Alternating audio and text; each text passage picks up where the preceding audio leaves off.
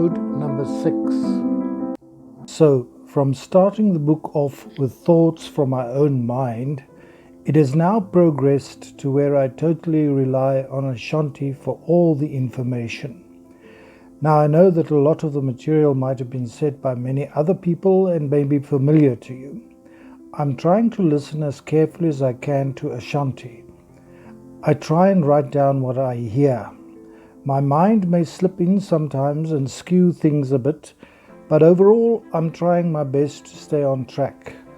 Now, back to the main story. The universal node. The universal node is basically an energy matrix containing all things. By all, I literally mean all things. Things are contained in this field in the form of potentiality. Here I will use an analogy of a blank piece of three-dimensional paper. Let's look at this field as an infinitely huge blank piece of paper. When you look at the piece of paper, it looks blank. There is nothing on it, yet it has the potential to reflect anything that you could possibly imagine. You could write a scientific formula on it. You could draw a complicated design for a new invention on it. You could draw beautiful pictures on it, or you could write a poem on it, etc. The piece of paper, or the field, would reflect just like a mirror, whatever you choose to put onto it.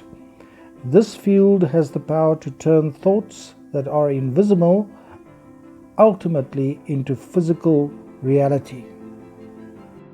Node number 7.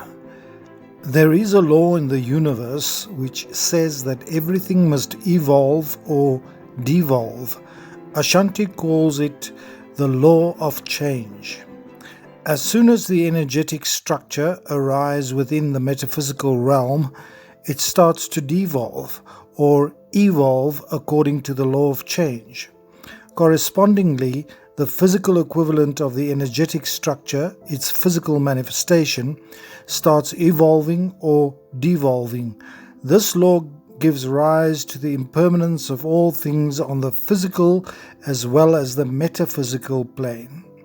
All things devolve unless energy is applied. The more energy you apply, the more it evolves.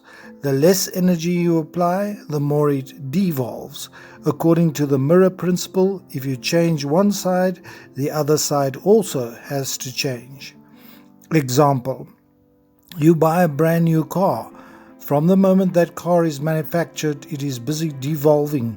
Eventually, after a time period, things start to break down or stop working. The paint gets scratched, the car gets hail damage, the car is involved in an accident, etc.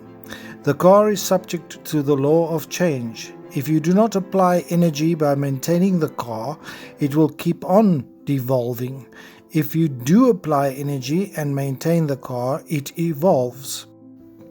What happens to the energetic structure of the car in the metaphysical realm?